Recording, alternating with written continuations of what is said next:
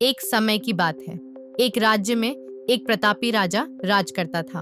एक दिन उसके दरबार में एक विदेशी आगंतुक आया और उसने राजा को एक सुंदर पत्थर उपहार में दिया।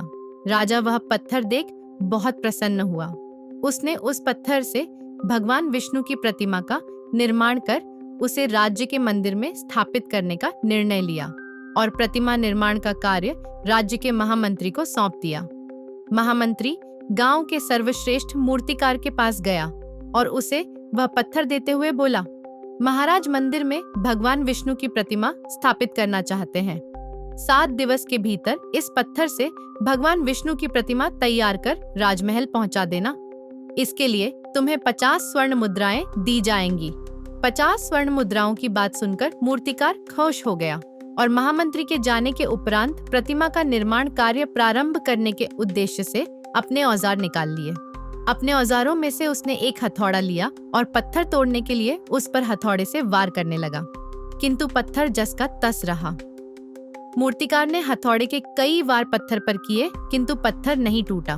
50 बार प्रयास करने के उपरांत मूर्तिकार ने अंतिम बार प्रयास करने के उद्देश्य से हथौड़ा उठाया, किंतु यह सोचकर हथौड़े पर प्रहार करने के पूर्व ही उसने हाथ खींच लिया कि जब 50 बार वार करने से पत्थर नहीं टूटा तो अब क्या टूटेगा।